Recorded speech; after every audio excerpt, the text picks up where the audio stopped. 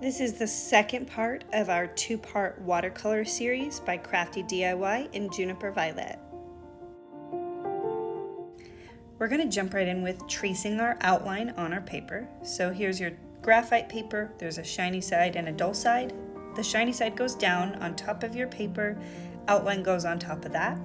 Now I'm showing really quickly what not to do here. You really don't want to trace too hard. If you trace too hard, it's going to transfer too dark and it'll ruin your painting. So you really don't want to press too hard.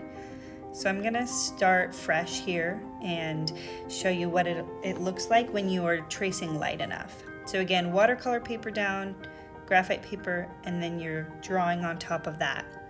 Now I'm gonna go through and just trace the shape of the ornaments here. We're going to wait and trace that detail after we've laid down our wash of watercolor, and then we'll go back in and trace those outlines of the detail. This painting starts off with a wet on wet technique. So what that means is you actually start with a clean brush and get the section of your painting totally wet with your brush before you start laying in that color. See here, I made that part wet, and then I started laying in that bluish gray color, and it makes this really nice gradient effect. It's really nice for kind of forming that round shape, and then it also kind of gives you that shine or highlight. Now I've started laying in the water layer for our purple ornament. The color in this ornament is a mix between violet and crimson, and I'm doing the same exact technique here, laying in the water and then dropping in that pigment on the edges and slowly pulling it in towards that shine spot. Now, as I'm finishing up with the purple one, you'll notice that I'm going to pull out a hair dryer here. I'm actually doing that to quickly dry that purple ornament before I move on to the last one, because since those two objects are touching on the paper, you really want what's surrounding it to be totally dry. Otherwise, that water is just going to pull in all of that purple from the first one. So make sure that ornament is totally dry before moving on to our last blue ornament. So I've moved the highlight or the shine spot to the middle of this ornament because there's a lot of detail in that center. So I'm keeping the background a little lighter so the detail shows through.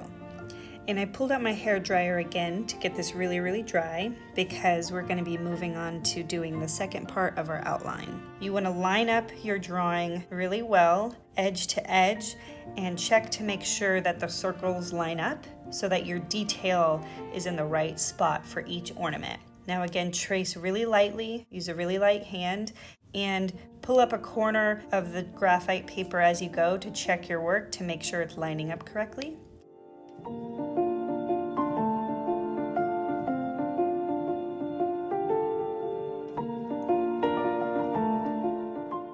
And if any of the outline doesn't transfer as dark as you want, you can always go back and trace over it with a pencil. After you've finished tracing the second part of the outline, that's when you start to put on some of that detail. And this is the dry on dry technique. That means that that section of painting is totally dry, and with a dry brush, I'm dipping into that paint to put those details on there. This first ornament, I use ultramarine blue for the details, and the second ornament is that viridian blue, which is kind of that turquoisey teal mixed with a little bit of that ultramarine blue. And then that purple ornament is the same mix of violet and crimson, just really concentrated on that one as well.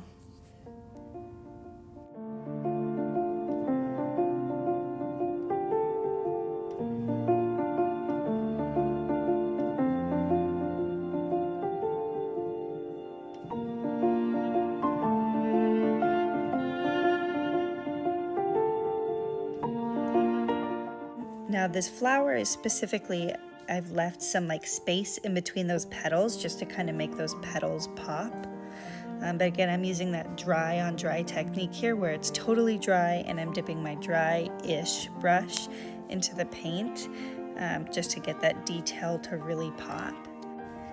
The last thing we do on this painting is paint the little caps of the ornaments silver. So we do that by using the black paint, really watered down to make it a gray, and then we use a wet on dry technique to make that gradient kind of fade from the clearish water to the gray at the end.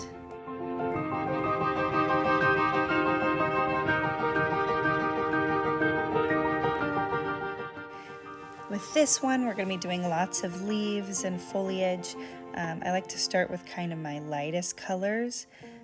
For this one, it's kind of a yellowy green, and then while it's still wet, I'm going back in through those leaves with kind of a darker color to give it more depth just on the ends.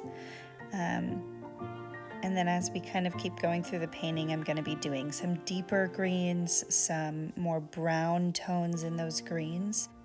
And this painting is mostly using a dry on dry technique, which means we are using a dry piece of paper and a mostly dry brush to start really punching in that detail.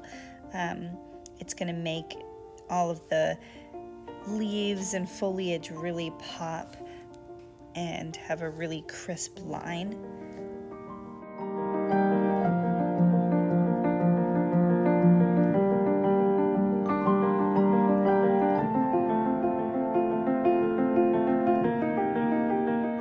I've saved my reds for last, just so that they can really pop against that green and make sure nothing really bleeds into each other.